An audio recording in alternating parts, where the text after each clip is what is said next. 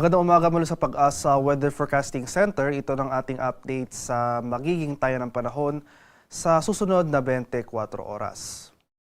Huling namataan itong low pressure area na ating minomonitor sa mga nakarang araw kaninang alas 3 ng umaga sa layong 690 kilometers silangan ng Davao City. Inasahan natin na sa mga susunod na oras itong low pressure area na ito ay tuluyan ng hihina at posibleng malusaw at sasama dito sa ating shear line.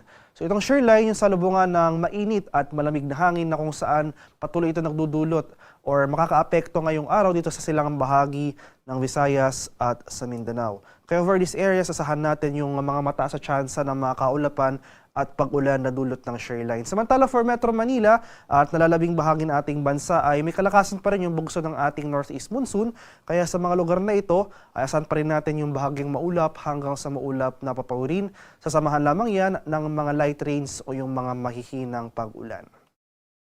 At para naman sa magiging lagay ng ating panahon ngayong araw dito sa Luzon, dahil sa epekto ng hanging amihan, asahan natin yung mga kaulapan at mga pag-ambon sa ilang areas, particular na dito sa eastern section ng Luzon.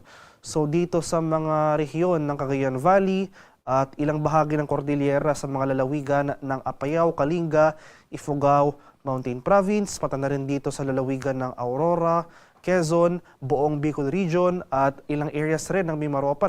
So sa mga lalawigan ng Oriental Mindoro, Marinduque at sa Romblon. So sa mga lugar na ito, asahan natin yung mga kaulapan at yung mga light rains o yung mga pag-ambo na dulot ng amihan. For Metro Manila at nalalabing bahagi ng Luzon ay generally fair weather muli ang ating inaasahan ngayong araw. Kung may mga pag-ulan tayong mararanasan, ito yung mga light rains o yung mga pag-ambon lamang. So dahil may kalakasan pa rin yung bugso ng ating hanging amihan, so asahan pa rin natin yung mababang temperatura, yung mga mababang minimum temperature especially sa madaling araw. Mas mababa yung ating temperatura kung nakatira po tayo sa mga matataas na mga lugar o yung mga mountainous areas.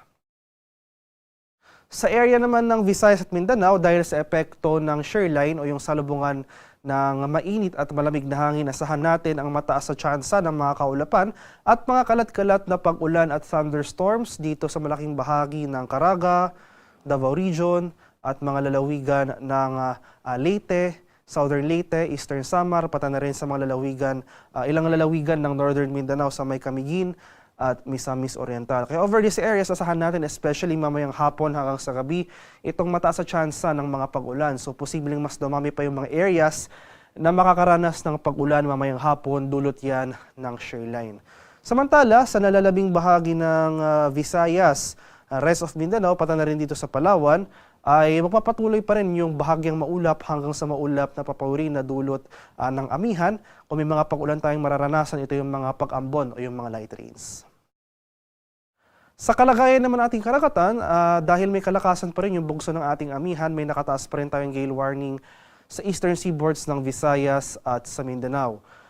So as of 5 a.m. may nakataas tayong gale warning dito sa eastern coast ng Northern Samar, sa eastern coast ng Eastern Samar, Dinagat Island, Surigao del Norte at mga ilang bayan ng Surigao del Sur. Kaya sa ating mga kababayang mangingisda at may mga maliliit na sasakyang pandagat over these areas, huwag po muna tayong pumalaot dahil patuloy tayong makakaranas ng maalong karagatan na dulot ng hanging amihan.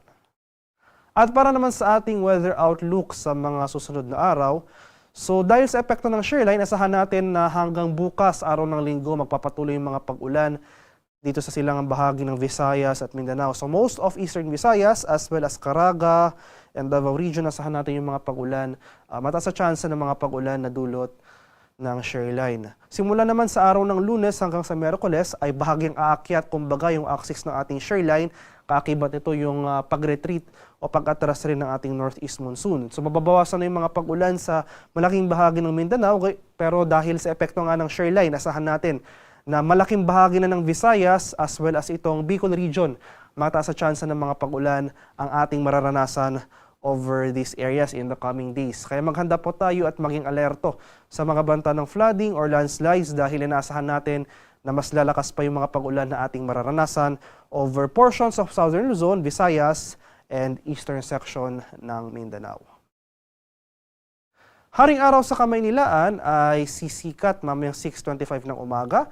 Lulubog naman mamaya sa kalapta 5:51 ng hapon.